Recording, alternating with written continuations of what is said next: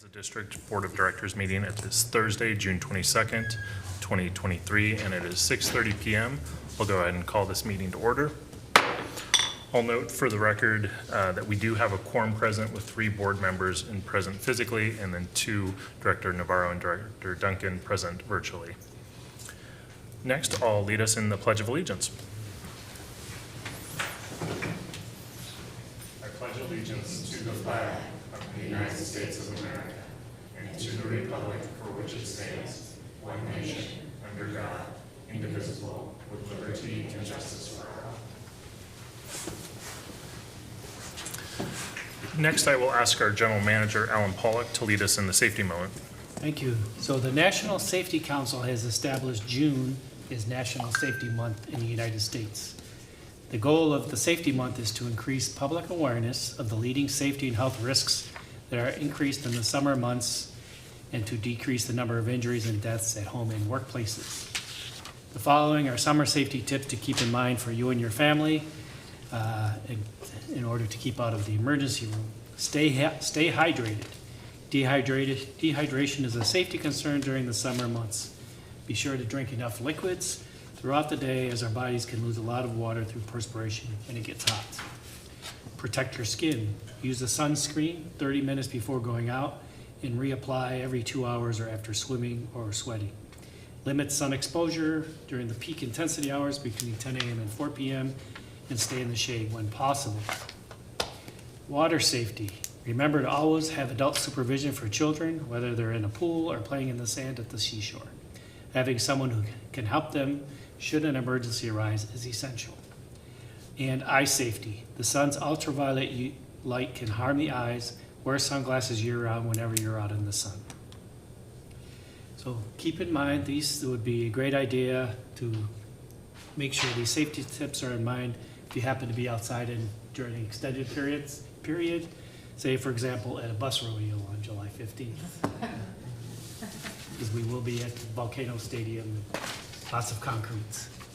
That concludes my message. Thank you, General Manager Pollock.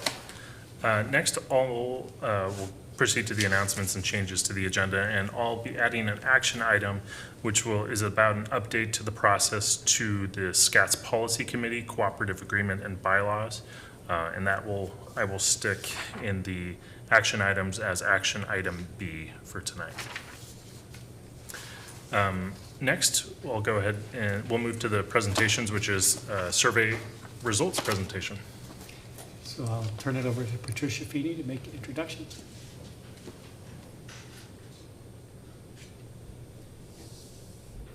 I want to invite our TransPro partner up this evening. And I failed to know his exact title, so I'm going to let him give that to you.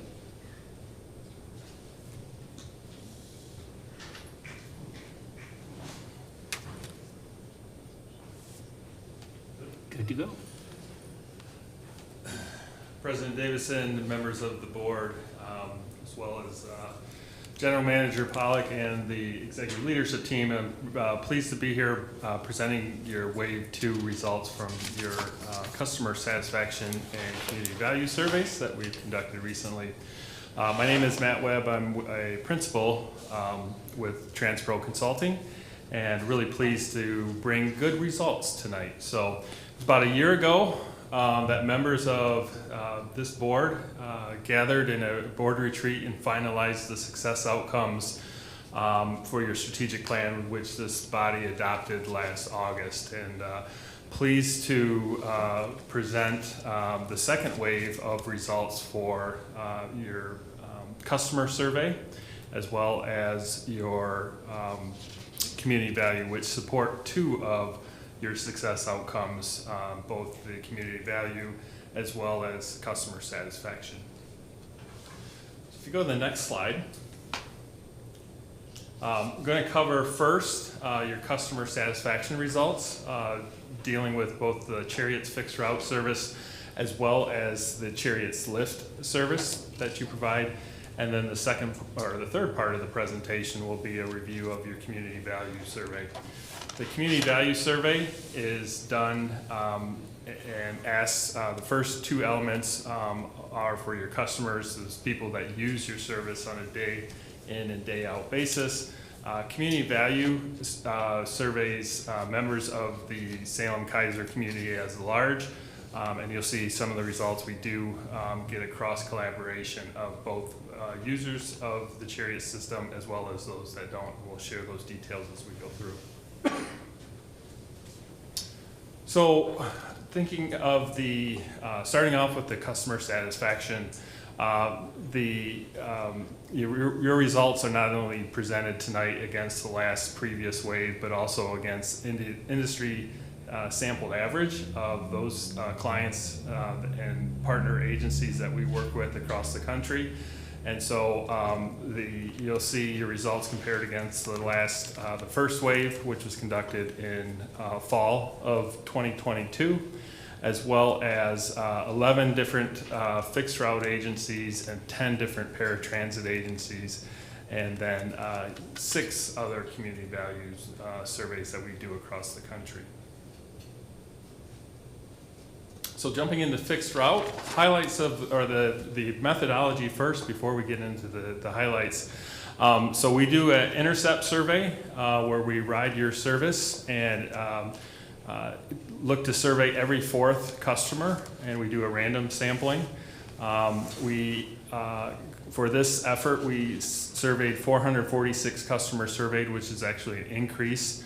We were in the field for 6 days over the period of May 4th to 9th, and resulted in an accuracy of 95% confidence with a margin of error of plus or minus 4.6%.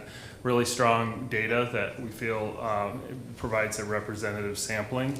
All of the surveys were conducted in person using a electronic survey, and for their participation, customers were giving a all-day pass as a thanks for their time and efforts in responding to the survey. So highlights, next slide. So one of the things that for your customer satisfaction you set is focusing on the Net Promoter Score. Just a refresher, the Net Promoter Score asks the question, how likely would you be to recommend riding Cherriots service to a friend or neighbor? The way the Net Promoter Score works is that 9s and 10s are considered your promoters.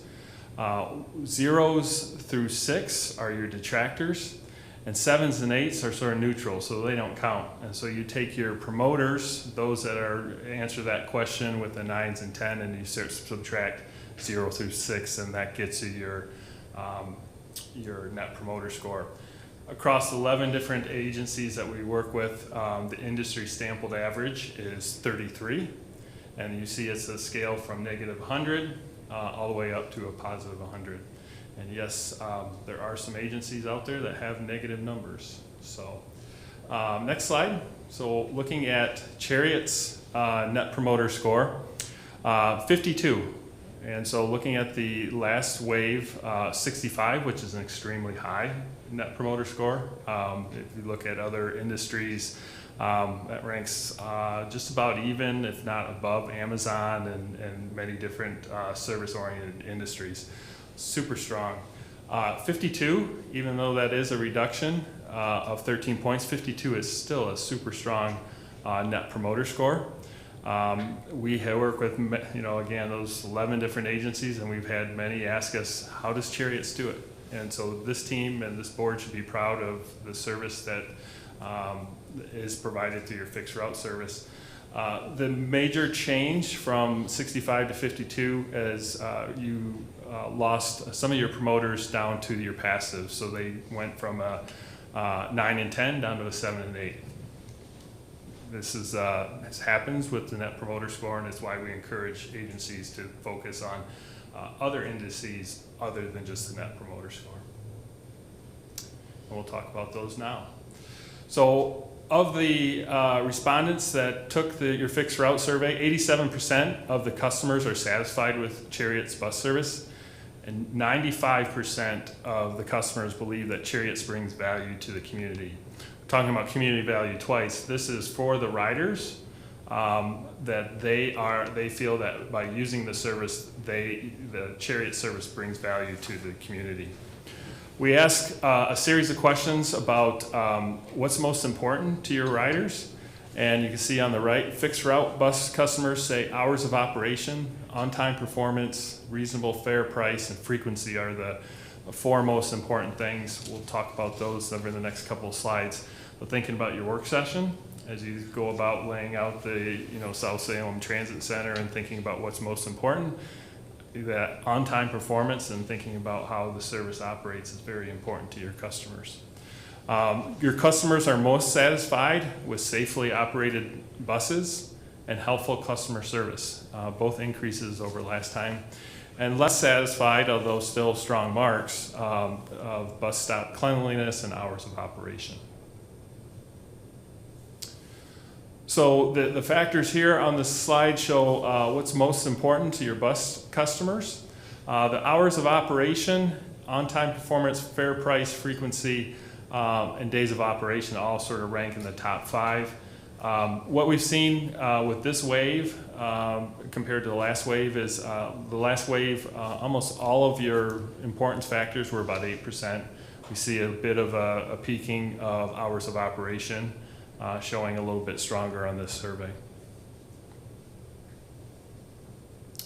One of the other things we do as part of our survey analysis is not only do we talk about the importance, but we also look at that in axes of how satisfied are you. So we ask both those questions. We put them then in a quadrant analysis, and really allows us to provide insights to the agency about what are the areas that you need to work on. And so in that lower right quadrant, we identify those as the most important things to your customer and that they're least satisfied on. It allows the agency to sort of prioritize. We ask lots of questions in these surveys, but this allows us to sort of prioritize what are those areas that hopefully by making changes or improvements help move the needle for your overall satisfaction and your net promoter score. So if we look at the next slide, the specific results for fixed route survey, you see an overall satisfaction of 87%, extremely high. And the importance areas of opportunity you see in that lower right-hand quadrant of the diagram there. Travel time, the hours of operation on the far right-hand side, if the further it is on the right-hand side of the quadrant, the more opportunity it is to make improvements with thinking about the importance and the level of satisfaction. Travel time, on-time performance, hours of operation, those are really the top 3 areas that, your satisfaction levels, you can move those up based on what your customers this last wave have shown is most important. Next slide. So this provides a side-by-side comparison from the last wave. So on the screen, the light blue is the wave 1 from fall of 2022. The darker blue is the current wave that we did.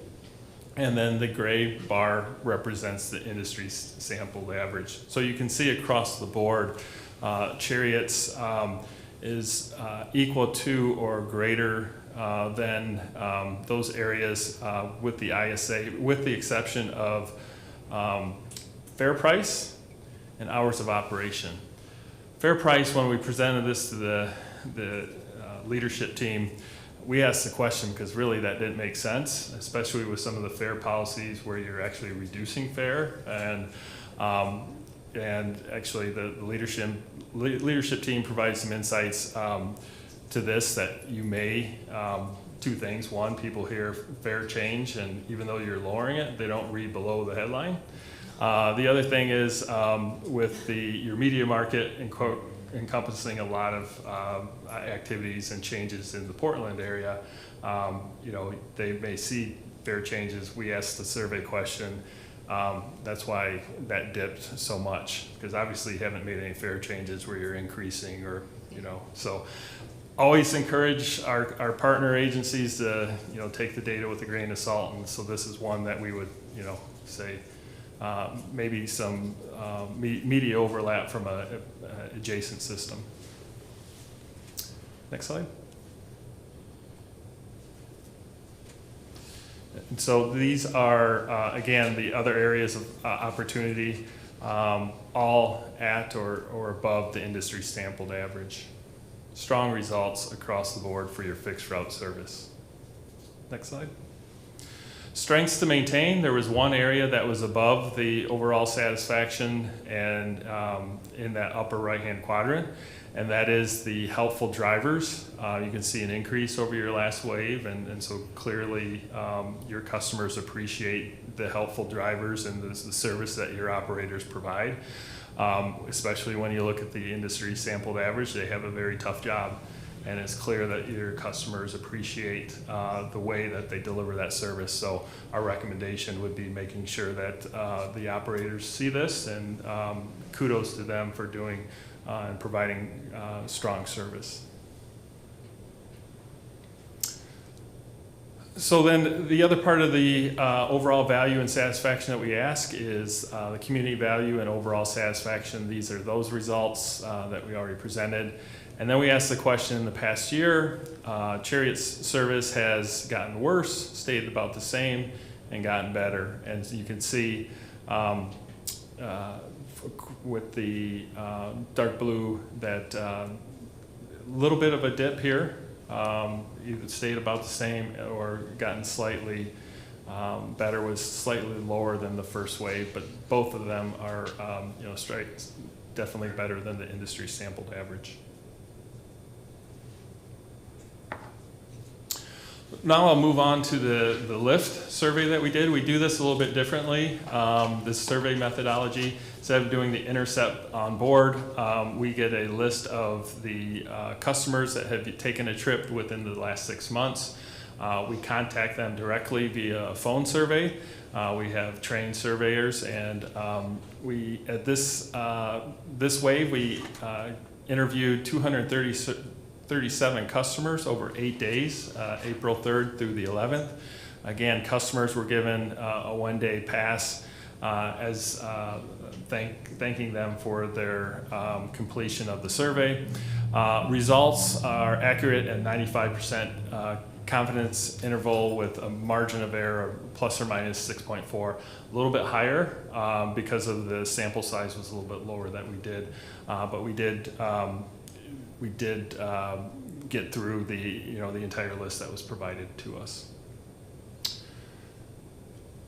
So again, the Net Promoter Score. So the industry sampled average for paratransit services equivalent to lift service is 48.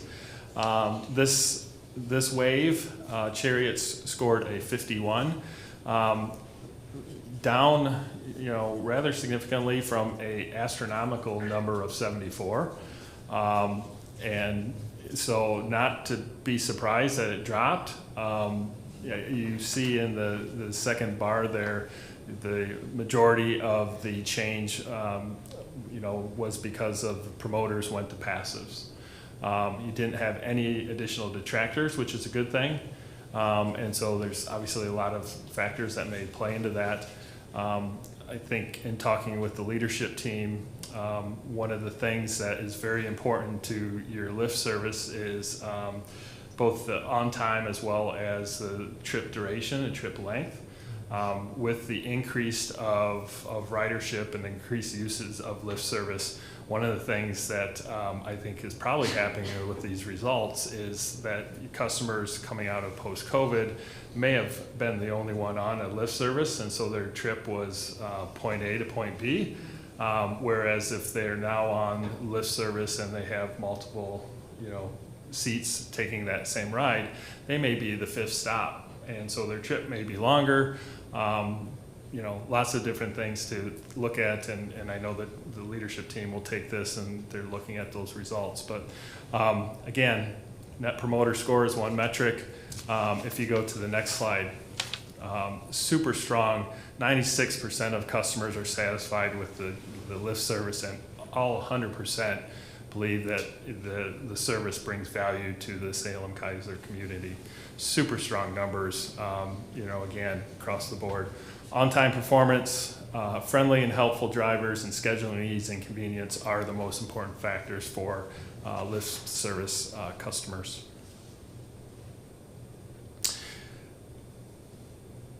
Again, presenting this in a way, and you see the difference between fixed route and lift service. Again, much greater emphasis on those top 5, and then falls off rather significantly. So travel time and on-time performance are the 2 areas of opportunity. Again, super strong satisfaction level, and you can see the importance that the team definitely has an opportunity to move the needle. Probably not that great though when you're already at 95%. So. See the wave over wave results, very similar, and again, thinking about the margin of error, these are pretty close to your original results. And strengths to maintain, obviously scheduling, ease and convenience, safety and safely operating the vehicles, friendly and helpful drivers. Obviously this is another area where the operators of the lift service should be commended for just the way they conduct business. Clearly it's makes a mark and is meaningful to your customers. So this is the overall satisfaction. We did ask, this was the first time we asked the question on the left, Cherriots lift provides value to the community. We did not ask that in the previous, so there's not a wave 1 to compare to, but overall satisfaction with Cherriots lift service is the same as first wave. Super strong. Next, we'll transition to community value. Again, go to the next slide. This was done based on a survey instrument that was executed using a telephone bank survey. It was done from May 11th through the 15th. 386 responses were garnered with a margin of error of plus or minus 5%, and the confidence is 95% confidence level. We always achieve 95% confidence level, and we really like to have that margin of error at plus or minus 5%. Again, the communities, the ISA, I would say, and this is a little bit less important just because every community is different. It's important, you can look at it as sort of a benchmark of how you're doing, but there's a couple areas I'll point out with community value survey. This is really about what the Salem and Keizer community thinks of the Chariot service. And so I would be more focused from wave to wave versus the ISA.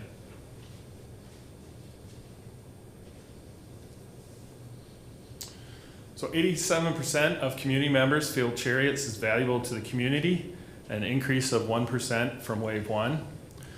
Community members, the most important areas of service that the community states is providing access to jobs, providing transportation options, to people with special mobility needs, providing access to medical facilities, and providing affordable transportation options.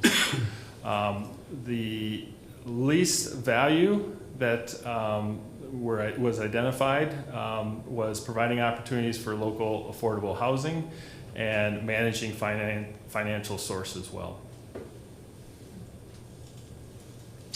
This is a really telling slide. If you look on the left-hand side, so if you look at the far to right, on the far right hand, I've never used it, and I used to use it, but I don't anymore. If I can do my math on the fly, it's 86%. 86% of the surveys are not active users of Cherriots that we surveyed. 86% of them, even though they don't use the service, they see the value that this agency brings. Really powerful numbers when you stop and think about, what this agency means to your community, and again, that is an increase from your last wave. And so, Those that stopped using, you can see on the right-hand side, 43 of those.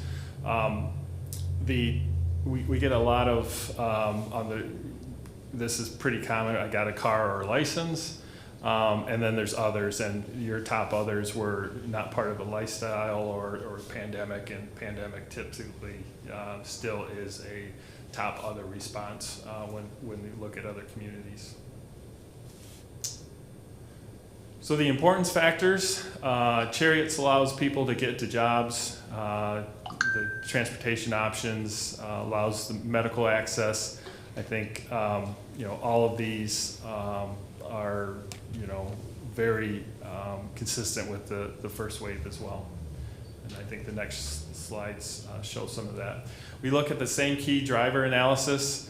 Again, the areas of opportunity that the community has stated. F and G reduces pollution and helps the environment, as well as access to the region and adjacent cities and counties. So thinking about those are all opportunities to continue to move, and I know your focus over the next year, you're already working on some of that as part of the work plan. The other things in the upper right hand, especially with community value, we encourage our partner agencies to don't lose track of those, because this is what the community values. And so this the key driver analysis is essentially anything right of that. The vertical axis there is we feel is pretty important for the agency to keep an eye on. Your average value for areas of opportunity is at 74%. So access to the region and adjacent counties that went up, and reduces pollution and helps the environment stay about the same.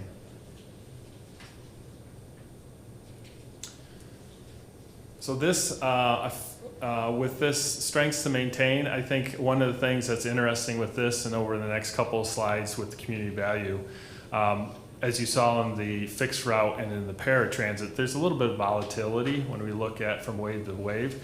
But if you look at across all the things that are important and the strengths to maintain, through 2 waves in the fall and then also the spring, the community is pretty consistent about what's the strength to maintain if you look across those bars there. So pretty good gauge when you go out and do your next one. You'll now have 3 data sets, and you can really say, this is more than just a once-off type survey. You now have data that, if that trend line holds the same, you can be pretty confident those factors are important to the community.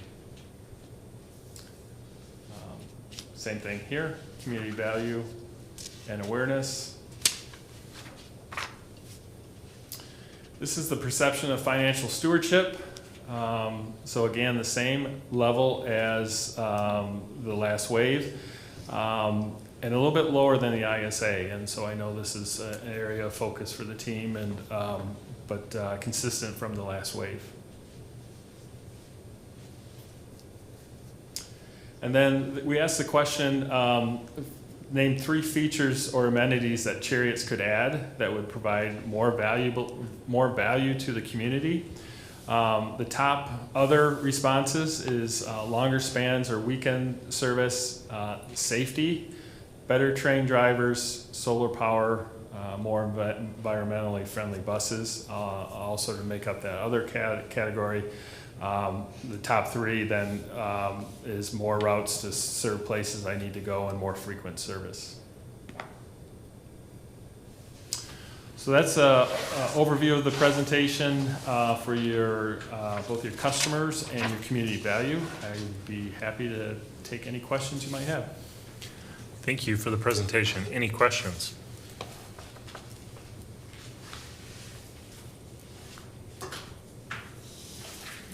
Okay. I don't have a question, but I'd like to note that I think the timing on the fixed route survey is interesting, especially given the emphasis on hours of operations, a focus on that, because I think either the final day of the survey or the day after the survey conclude is when we expanded our hours of operation. So just wanted to note that that is maybe a contextual piece right there. And you definitely, as you you now have the start of a very strong database, and as you go about implementing your strategic plan, your next wave, will be able to tell you whether that's a spike, Right. just because, again, media news, or, is it more of really how your customers feel, so. Really, I would just close with, really strong kudos to the team. Goes a long way to implementing the strategic plan and having the data to help make this agency operate and move forward in an even more efficient manner. So well done. Thank you very much, and thank you for the wealth of resources in the presentation. Really, really appreciate it. Thank you. Next, we'll proceed to the public comment. So I'll note here for the record that we have two bits of public comment today. The first bit of public comment that I'll now open is public comment about general items or about items that we'll be addressing today, whereas later on we'll have public comment for the budget hearing. So I'll go ahead and invite the first person that has signed up, which is Marcia Kelly. So Mrs. Kelly, if you could take up to 3 minutes to provide your public comment, we would welcome it. It's Ms. Kelly. Ms. Kelly, my apologies. Is it not Ms. Stover? I wanted to call attention to the board of the Lost and Salem community. Could you actually turn on your mic? Press the green button. I want to call attention to the board, to the loss to the community of Kent Aldrich, who died on the 6th of June. And why is he important to the transit district? I met Kent in 1974, and in 1976 he was elected as mayor of Salem for the first of 3 terms. In 1977, as he was looking at the budget, and the transit district was being operated by the city, and there were places that they were sort of going outside of the city, and there were places that there were little shuttles that were going to where it was outside of the city but getting transportation. He decided to form a task force to study a regional transportation system and what we could go forward with. And in 1976, he'd asked me if I'd serve on any board or commission, because he wanted to get single people and he wanted to get young people involved in the community. So I told him very blithely, well, if there was something about public transportation or buses, I'd do something like that, because I really like buses. I got a call from his secretary at my office, and she said, would you be willing to serve on this committee? And I asked when it was meeting, and I checked with my boss, and I came back down and said, yes, I could do that.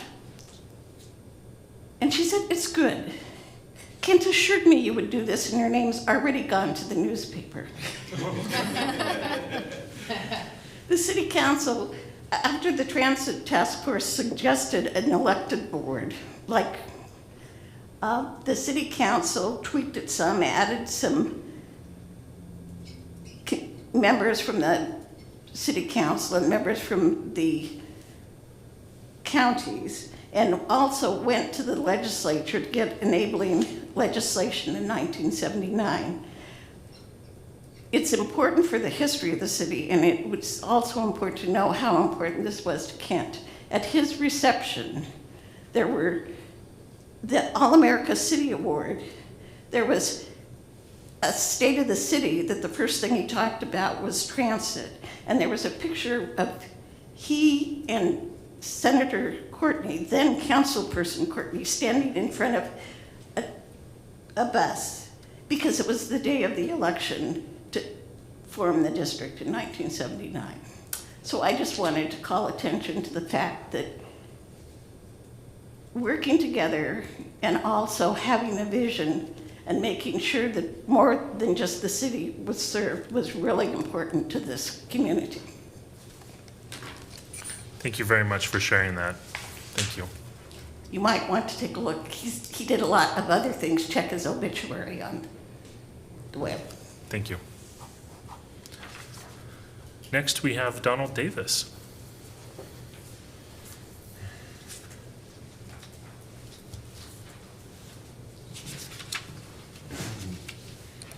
Hello, my name is Donald Davis. I am here to discuss a recent trip I took via bike and train to Eugene, and then I took Route 91 up to Mackenzie River. So there were just a few things that I noticed at that transit station that I thought could be implemented, thoughts, ideas, that sort of thing. One thing I noticed there is that the transit station there in Eugene is very large, and the navigation waypoints are not as good as the waypoints we have here at the main station downtown. So kudos to that. Also, could you put the picture up? I did notice though that they had wheelchair charging stations in the facility there. And I have seen electric mobility scooters being used on our transit station here, particularly Route 17, because that's where the low-income services are at. So I thought that this could be a great addition to the Cherriots, especially as the new transit station is going in. Something to consider adding as a way to better serve people with limited mobility needs. And I also just want to make a comment on Route 91, which is the route for Mackenzie River. It stops at the ranger station. It only operates during the summer hours whenever conditions are better, and I know that there has been some consideration to expanding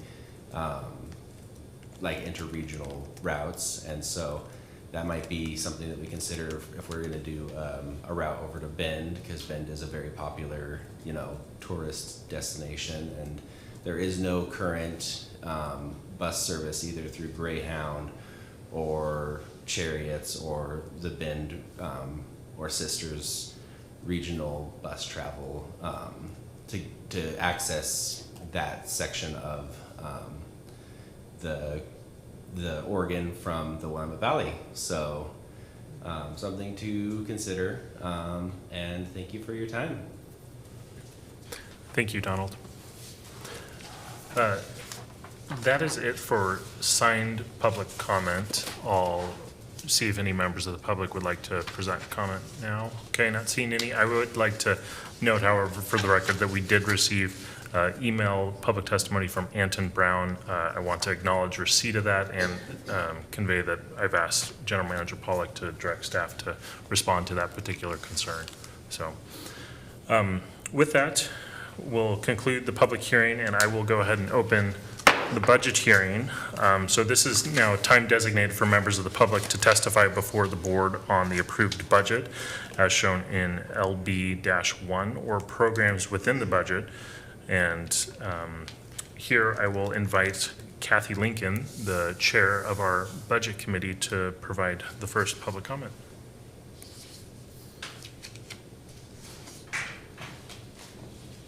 Thank you, President Dixon and members of the board and General Manager Pollock.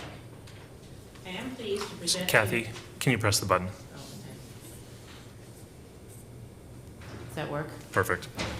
I am pleased to present to you the Budget Committee's recommendation to adopt the fiscal year 2024 budget for Salem Area Mass Transit District. The Budget Committee met on May 2nd, 2023 to review the proposed budget. Thank you to General Manager Alan Pollock and the Cherriots staff for all their hard work in preparing and reviewing the proposed budget with us, including the budget person Denise LaRue.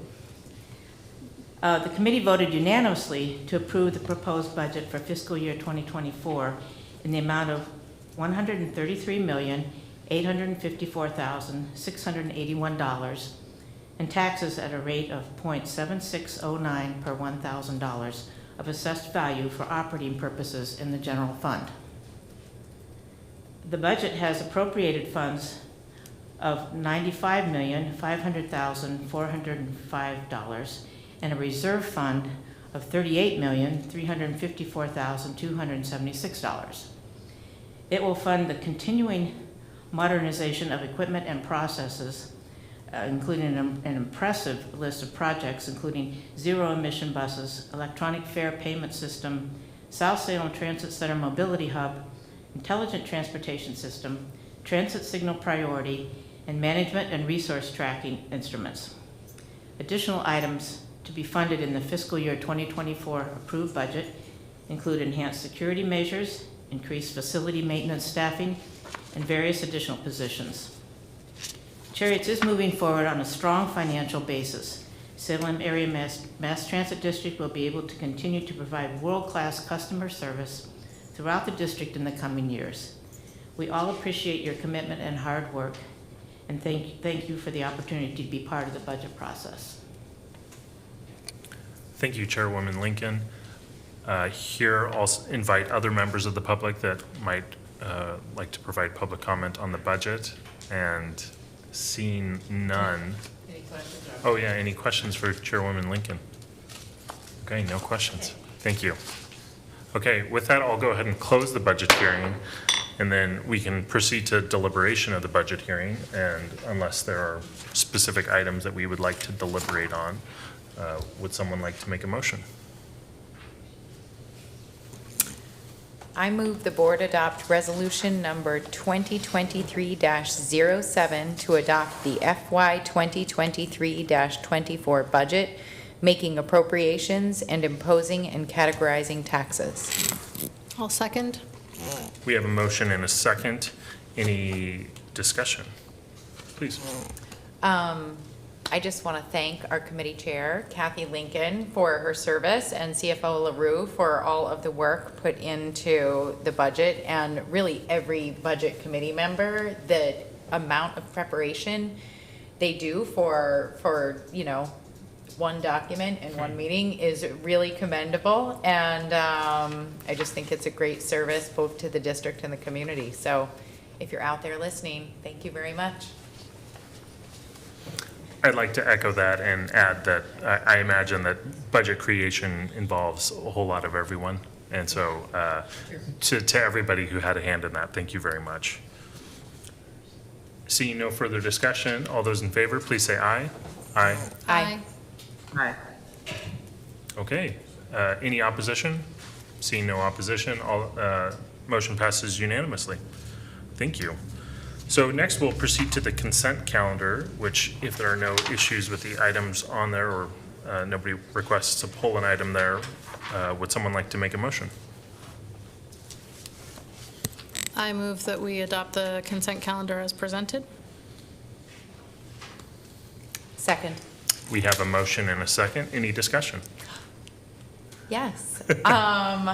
I just wanted to call everyone's attention to the district's donation of Cherriots bus passes to United Way, which is an item on our consent calendar. And I just think it's really worth celebrating both the work they do and our participation in that work. And so I don't think it merits a full presentation by staff, but I don't want it to be overlooked either, because every time we see it come up on the consent calendar, which is about once a year, I feel really good about it. And so thank you for the opportunity to say something. Thank you, Director Carney. If there's no other discussion, all those in favor, please say aye. Aye. Aye. Any opposed? Okay, hearing no opposition, motion passes unanimously. Next, we'll move to our first action item, which is a security contract extension. And I'll ask Karen Garcia, our Security and Emergency Management Manager, to present the report.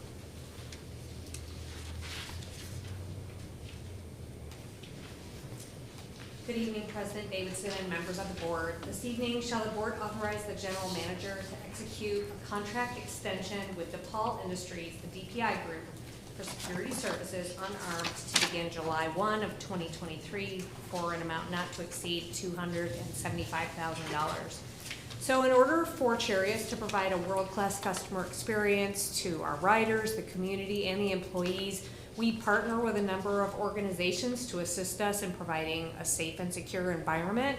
At the transit centers, we have a memorandum of understanding with the City of Salem Police Department to assist us in that effort, as well as a contract with PPC Solutions for our private security at the transit centers. The Del Webb Operations Headquarters is not serviced by either one of those agreements, but it does house our Operations Division, which includes a number of departments, a significant number of our staff, and many material assets for the district. So it's an important location, even though it's not open to the public and doesn't provide a place for us to provide the service from. In July of 2021, 2 years ago, we contracted with the DPI group to provide on-site security at the Del Webb Operations Headquarters. It's an open campus there, meaning that the fences are open during the majority of our hours of service. So that open fencing does make us vulnerable to unauthorized persons and incidences that can occur off the street. So by partnering with DPI, our goal was to reduce unauthorized entry onto the property, increase safety for our personnel and our assets, and reduce the risk of loss. And we have seen a significant improvement in those areas over the last 2 years. So until we can secure the perimeter of that facility, which is coming in a capital project down the road in the near future, we'd like to continue that on-site security service to make sure that we can provide the safest environment possible. This contract extension would be for the coming fiscal year, so from July 1 of 2023 through June 30th of 2024. It would provide one officer on site 24 hours a day, 7 days a week to provide security services there. For fiscal impact, the contract amount is included in the fiscal year 23-24 general fund budget under the Security and Emergency Management Department, which is part of the Deputy General Manager Division. And again, the total cost is not to exceed $275,000. So staff recommends that the board authorize the general manager to execute a contract extension with DePaul Industries, the DPI group, for security services unarmed at the Del Webb Operations Headquarters for an amount not to exceed $275,000. Are there any questions? Are there any questions for Manager Garcia? Okay, seeing no questions, would someone like to make a motion? I move that the board authorize the general manager to execute a contract extension with DePaul Industries, the DPI group, for security services unarmed at the Del Webb Operations Headquarters for an amount not to exceed $275,000. I'll second. We have a motion and a second. Any discussion on the item? Seeing no discussion, all those in favor, please say aye. Aye. Aye. Any opposed? Hearing no opposition, motion passes unanimously. Thank you very much. Next, we'll proceed to the new action item, which was added at the top of the agenda, and I'll ask Director Carney to introduce it. Thank you, President Davidson.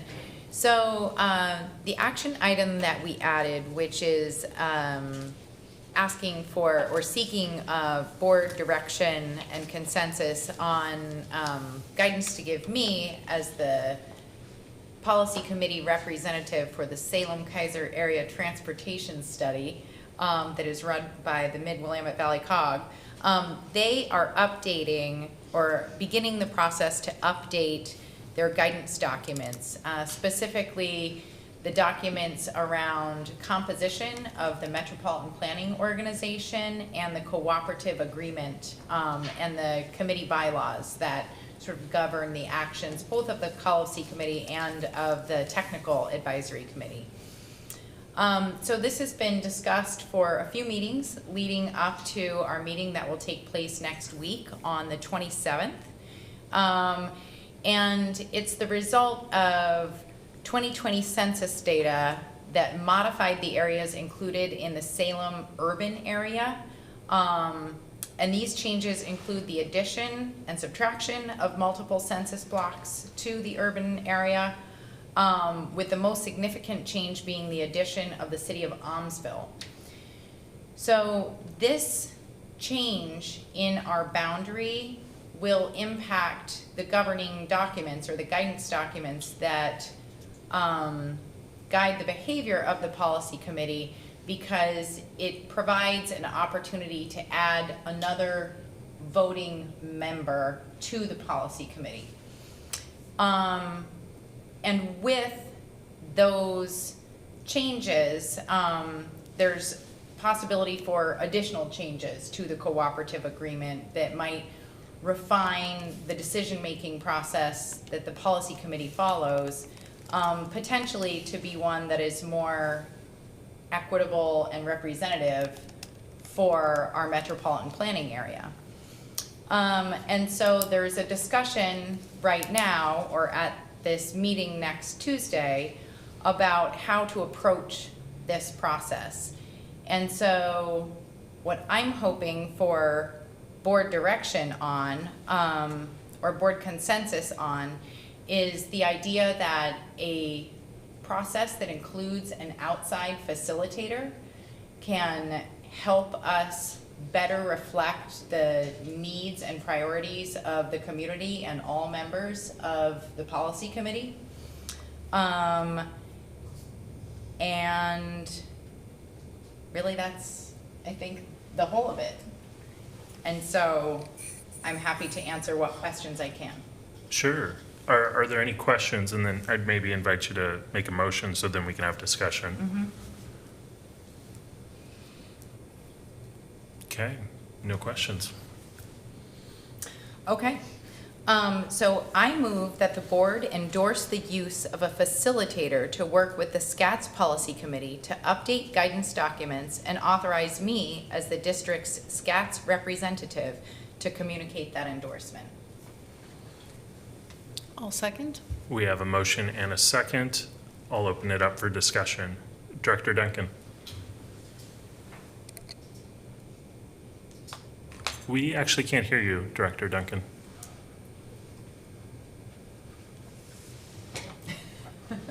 And I'm not good enough at lip reading. Okay. Generally supportive. Understood. Thank you, Director Duncan.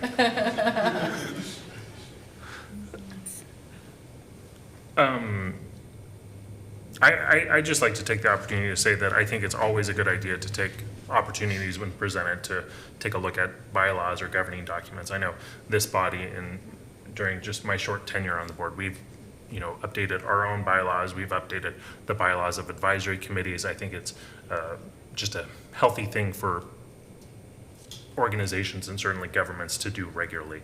And with this, decennial decision around the census, I think that's a wonderful opportunity. Given that, we're dealing with multiple jurisdictions that have competing interests, a facilitator makes a whole lot of sense. So in complete support. And I do actually want to commend you on using as few acronyms as possible, because you very easily could have said SCATS, which is the MPO run by the COG, and that would have made only a little bit of sense. Just a few of us. Yeah. Any other discussion? Okay, seeing no further discussion, all those in favor, please say aye. Aye. Aye. Any opposed? Okay, hearing no opposition, motion passes unanimous. Director Duncan, thank you. Motion passes unanimously. Next, we'll proceed to the general manager's report.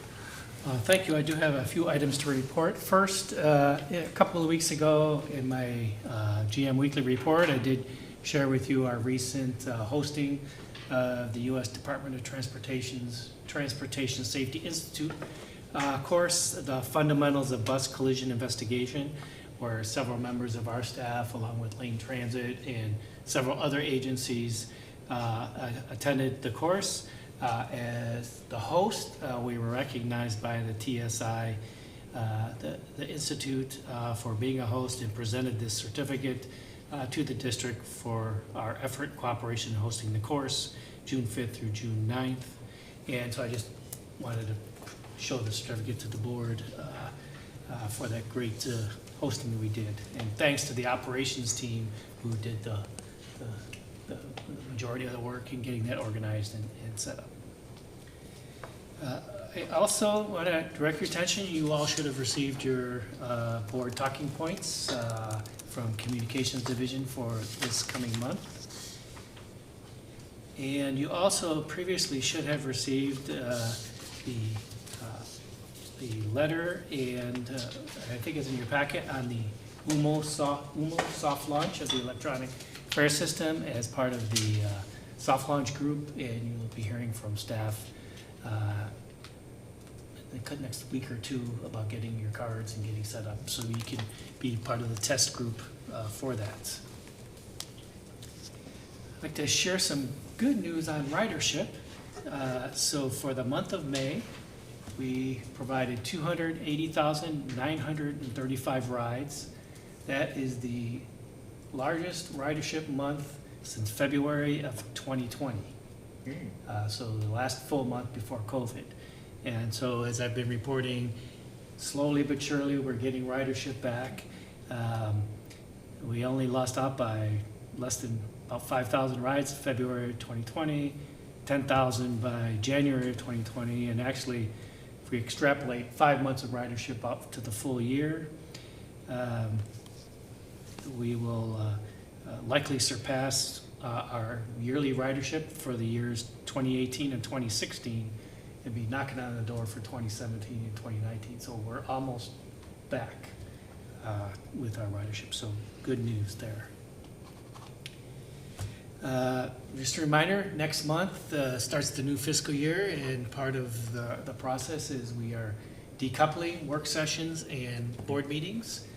So they'll be separate, and there'll also be a new 5:30 p.m. start. And just so you know, for the July 13th work session, we will be adding a special meeting component to that to handle primarily officer elections and an executive session. So with that concludes my report. Thank you, General Manager Pollock. Next, we'll turn our attention to the Board of Directors reports, and I'll go ahead and invite Director Navarro to provide his report. Thank you, President Davidson. So lots happening in Kaiser. You know, if you haven't seen it already, there's been a beautiful bus that's riding through town with a sign that says "To Ride with Pride." And the Kaiser's force. Sorry, there's like an echo. Can you guys hear that? Yeah, we can hear you. Well, we can only hear you. If there's background noise, we can't hear that. Okay, perfect. So Kaiser had its 40th birthday this month, and there was a huge celebration at the Civic Center. It was really awesome. It was a lot more different than I had anticipated. I felt like it was kind of celebrating, initially I felt like it was kind of celebrating the history of Kaiser, and it did do that, but it also celebrated what Kaiser is now. And so I really appreciated that. There was I attended the Kaiser United meeting where we got to see some presentations from local organizations partnering in the community, attended Coffee with Kathy, got to sit in on the CAC meeting this month, which was really interesting because we got to hear about some really important issues. I got a preview on the survey that we got to see today. And it's just always interesting hearing from folks in the community and issues that they're facing when they're riding transit, and that's a perfect place for that. And lastly, Kaiser is developing a strategic plan for the future to guide the organization in serving the community over the next 5 years. If you haven't already, you have about 6 more days to be able to give your opinion on that. You can find more information at the City of Kaiser's website. And that concludes my report. Thank you, Director Navarro. Director Carney. Thank you, President Davidson. As I mentioned in our last action item, the next meeting of the SCATS Policy Committee is not until next week. And in addition to the update to the MPO composition and cooperative agreement and some tip modifications, there's also a note that the next meeting of the Metropolitan Transportation Safety Action Plan Steering Committee will be in July, but no date certain determined yet. But that is a committee that I have the pleasure of serving on, and I'm really passionate about it, and so I'm super excited for our next meeting. So I will be looking forward to reporting back to this group. And then I also wanted to say happy one day late, first day of summer to my fellow board members and everyone here and anyone listening. And for those that were in or around downtown Salem, it was Make Music Day yesterday, and I don't know if there was any musicians in the immediate environment around the Transit Mall, but it seems like a good opportunity to participate and support some arts and culture in our community. So I would encourage us to think about that in advance of the event next year. And that concludes my report. Thank you. Thank you, Director Carney. Director Hinojosa-Pressey? I will keep this segment a little bit short because I'm sure that Director Duncan is probably going to also try and uplift the month of June and the anniversary of the Stonewall riots. And I'm so excited and proud that Cherriots has been able to roll out their Pride bus, and getting to see it around town is, I don't know, very uplifting. And so from my end, I just want to make sure to uplift our trans, Black, and Latina leaders that led the Stonewall riots, Marsha P. Johnson and Sylvia Rivera. And this is very important to me because there has been well over 500 anti-trans bills introduced in this country. Over 82 have passed, and 365 of those are active. We are in a time where there is significant hate aimed towards our trans community. And also, I wanted to uplift that I think last week was the anniversary of DACA, Deferred Action. And there are, most of those kids now are full-grown adults from that have apparently a median income of $30,000. Most have careers. Most have also have at least some post-high school education. They have children, and there are still currently many people that would be eligible for DACA but are unable to receive that status due to the decision 2 years ago in July 2021. And we haven't had any sort of meaningful immigration reform since 1985. So on top of uplifting our trans family, I also want to make sure that we're uplifting our immigrant communities that are constantly at risk and being attacked as well. And that concludes my report. Thank you, Director Hinojosa-Pressey. Director Duncan, would you like to provide your report? Thank you, Director Davidson, Chair Davidson. So I will start with business. So I attended the MWAC Mid-Willamette Valley Area Commission on Transportation meeting on June 1st, and it was fairly brief. We only had a couple major items, but the biggest one was ODOT is requesting that we begin a new 2-year work plan, an ACT is what it's called. So the work plan is to include interest areas and priorities specific to each one, 2-year goals with desired outcomes, et cetera. And I sit on the steering committee for the MWACT, but this is the very first time I've done so, and I should have been able to be in this meeting, but unfortunately it was not at a time that I was able to attend. I appreciate President Davidson writing in they invited him to come in and be the alternate, and he was much more eloquent than I could have been about Cherriots' priorities and making sure that they were heard, so I really appreciate you coming in with the assist in doing that. So thank you so much.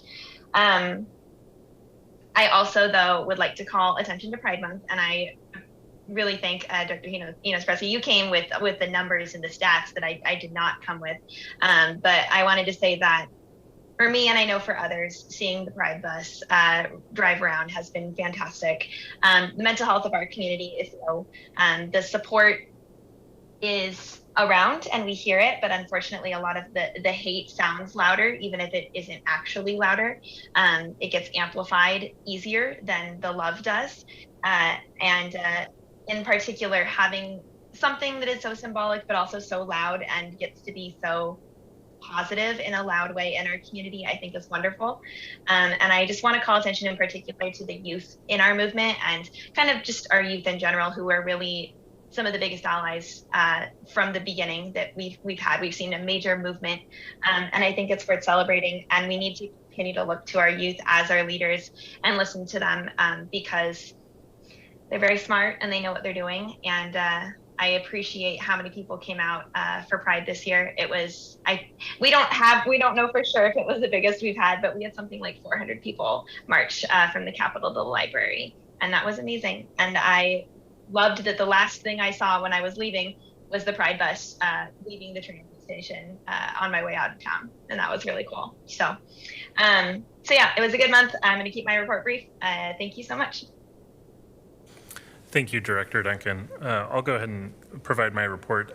Not too much to report on. In my capacity on the board of the Mid-Willamette Valley Council of Governments, they, like just about every other local government, they approved and adopted a budget.